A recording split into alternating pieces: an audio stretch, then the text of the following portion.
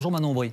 Bonjour Jean-Baptiste Boursier. Vous êtes eurodéputé à la France Insoumise, tête de liste aux élections européennes. C'est un sujet passionnant que nous évoquions à l'instant, parce qu'il contribue, selon le gouvernement, aux pistes qui doivent nous permettre de récupérer de l'argent. 5,5% de déficit du PIB, du produit intérieur brut, c'est colossal. Pourtant, la Cour des comptes dit, alors c'est très rare, mais ça n'est pas insincère. Vous, je pense que vous pensez que c'est insincère, vous l'avez même dit. Bien sûr que c'est insincère, parce que le gouvernement lui-même avait annoncé des prévisions de déficit qui étaient bien plus faibles. Et la réalité, vous parliez juste avant des déclarations du ministre de l'économie, Bruno Le Maire, qui dit « ce ne sera plus open bar, notamment pour les remboursements de médicaments ». Mais pardon, mais ça a été open bar pour les plus riches, à qui on a offert la suppression de l'impôt de solidarité sur la fortune. C'est open bar pour les actionnaires du CAC 40 qui ont reçu un montant record de dividendes, 98 milliards d'euros. C'est open bar pour les super profits des grandes entreprises multinationales, notamment dans l'agroalimentaire, qui augmentent les prix. Donc vous voyez, le open bar, il choisit un peu les destinataires des open bars et la réalité derrière.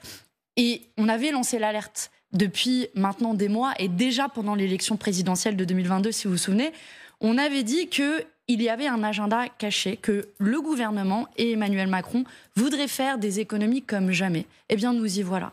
Nous y voilà, et il se prépare derrière, quoi ? L'augmentation de la TVA, qui est une des pistes qui est ouverte par Bruno Le Maire. Alors ça, vous y êtes opposé ou pas? Parce que ce que dit Bruno Le Maire, pour expliquer à nos téléspectatrices et téléspectateurs qui ne seraient pas au courant, le ministre de l'économie, lui, aimerait bien rapprocher le salaire brut du net, qui est un écart moins important, et parallèlement augmenter la TVA. Dire aux Français, en gros, je vous rends du pouvoir d'achat, je vous donne de l'argent, et vous allez le mettre dans l'économie réelle. C'est un scandale absolu. Pourquoi ? Et c'est la plus grande des injustices. La TVA, c'est l'impôt le plus injuste que nous connaissions en France. La TVA, que vous, moi, peu importe les revenus que vous possédez, vous allez payer le même taux quand vous allez faire vos courses. Et les personnes les plus pauvres consacrent une plus grande partie de leurs revenus à la consommation parce que malheureusement n'ont pas les moyens d'épargner. Donc en proportion, les personnes les plus pauvres payent beaucoup plus de TVA. C'est un impôt qui est injuste. Oui, mais le pari, Madame Aubry, pardon de vous interrompre, mais c'est, imaginons on augmente d'un point la TVA.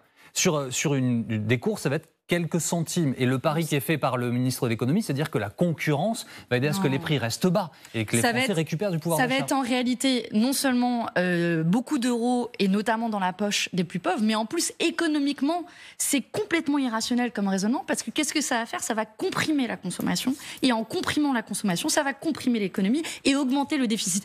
Vous le voyez, toute cette logique-là n'a aucun sens, et ça vient pas de nulle part, puisque on va parler des élections européennes. Ça vient des nouvelles règles budgétaires européennes qui prévoient cette compression du déficit pour aller sous les 3% de déficit. Enfin, quasiment personne n'y est là, aujourd'hui. Justement, c'est la preuve qu'on peut ne pas être dessous sans que ce soit la catastrophe absolue. La dernière fois que la France a respecté cette règle, c'était en 1974.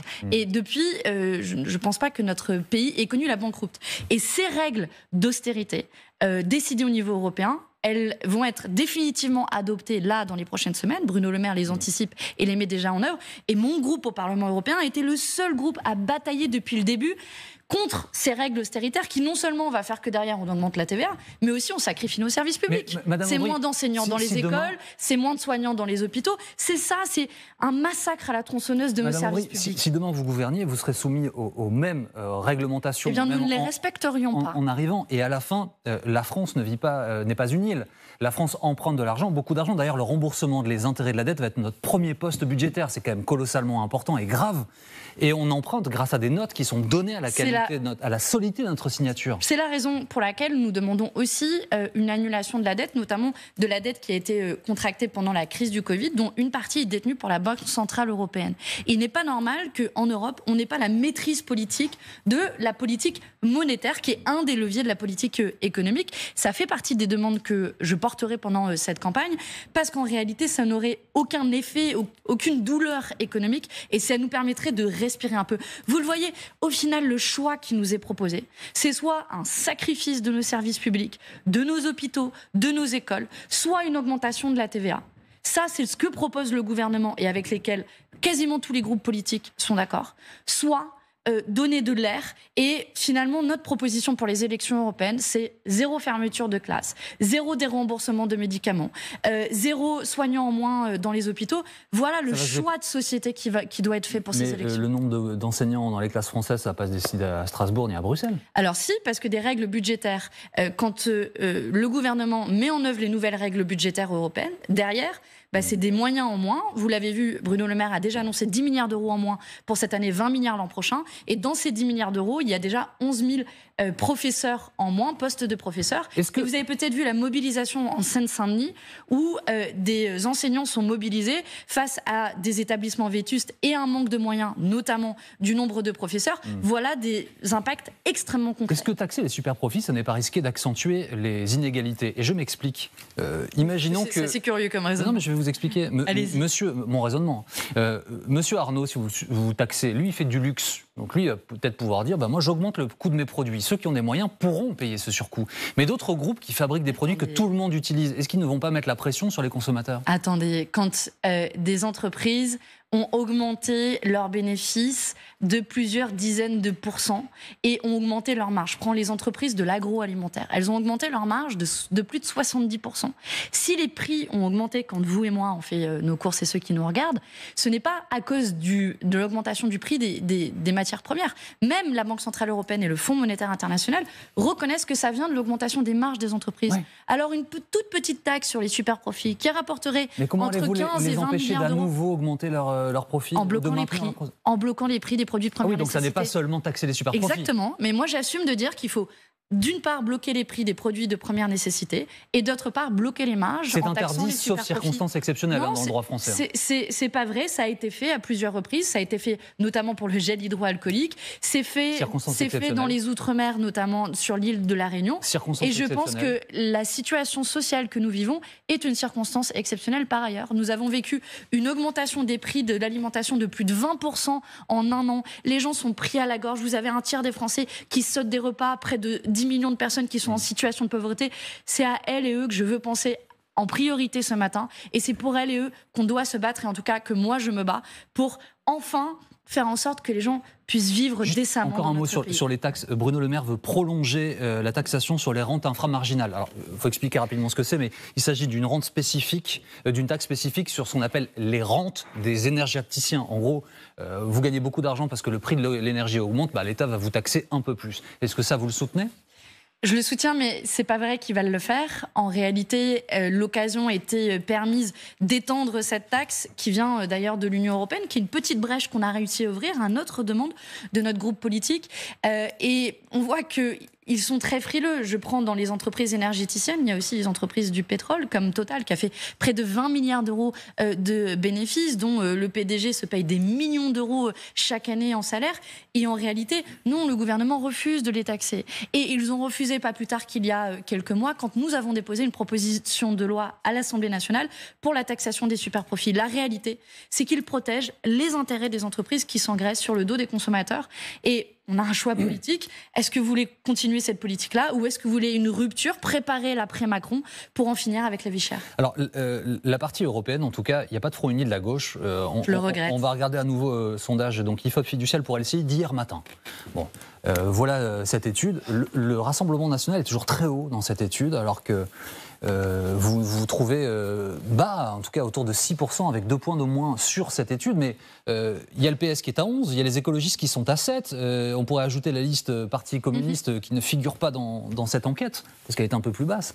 Vous le regrettez, mais à qui la faute ? Vous savez, moi, depuis le début, je me suis battue pour qu'il y ait une liste commune de la NUPES. Je pense qu'il n'y a pas beaucoup de responsables politiques qui étaient prêts, y compris à dire « je suis prête à ne pas être tête de liste pour que ce soit possible ». Parce que c'est quoi l'enjeu derrière ?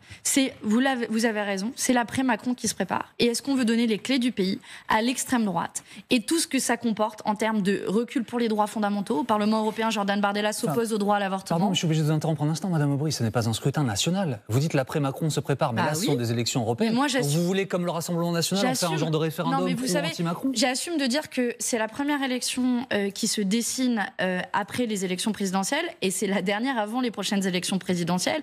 Et oui, je viens de le prouver avec le sujet d'austérité, les sujets européens et les sujets français sont éminemment liés. Donc je le dis à toutes celles et tous ceux qui nous écoutent et qui pourraient se dire Bruxelles c'est loin, pourquoi je vais aller voter? Ne faites pas le cadeau de votre abstention à Emmanuel Macron et à Marine Le Pen. Et si tous ceux qui se sont mobilisés pour la NUPES il y a un an reviennent voter, parce Alors, ils que votent pour qui? le fait est, on est les seuls aujourd'hui à défendre le programme de la NUPES. Et je sais qu'il y a dans le pays des millions d'orphelins et d'orphelines de la NUPES qui se disent franchement, c'est complètement irresponsable d'y aller séparer. Oui, c'est vrai. Et je pense qu'il faut sanctionner les diviseurs. Toutes celles et tous ceux qui ont voulu cette bataille de petits chevaux. Donc c'est Glucksmann, c'est ceux qui ont tourné le dos à la NUPES. Moi, je me suis battue pour qu'il y ait une liste commune. Je vais faire campagne sur le programme de la NUPES. Ma liste réunit des députés comme Damien Carême, député écologiste, qui est député européen à l'heure actuelle, le coordinateur de Génération de Parti de Benoît Hamon. Bref, toutes celles et tous ceux qui refuse le duo entre Emmanuel Macron et Marine Le Pen. Pourquoi est-ce que vous ne diriez pas, par exemple, dans cette logique, attendez, je vois que Raphaël Glucksmann est à 11 points, il continue de progresser, bon, moi je me retire et puis on va apporter notre soutien à cette liste. D'abord parce que Raphaël Glucksmann n'a jamais soutenu le programme de la NUPES, même au moment où nous l'avons fait il y a 2 ans, et puis parce que les partis politiques le refusent. Et d'ailleurs, moi je constate que c'était bien pratique la NUPES pour se faire élire il y a 2 ans aux élections législatives, qu'on a remportées d'ailleurs au premier tour, la NUPES, et puis maintenant, on a menti aux électeurs? Le programme de la NUPES qui comporte un chapitre sur les questions européennes, on le jette à la poubelle? Moi, je refuse ça. Je refuse le défaitisme. Je refuse finalement de courber les chines et de me dire « Ok, on va se lancer dans cette petite bataille-là ». Non, ce programme de la NUPES, c'est finalement l'union que l'on va défendre. Si vous voulez la division, votez pour les autres. Mais nous, on va continuer à tracer ce chemin. Merci beaucoup, Manon Aubry, d'avoir été avec nous ce matin sur LCI.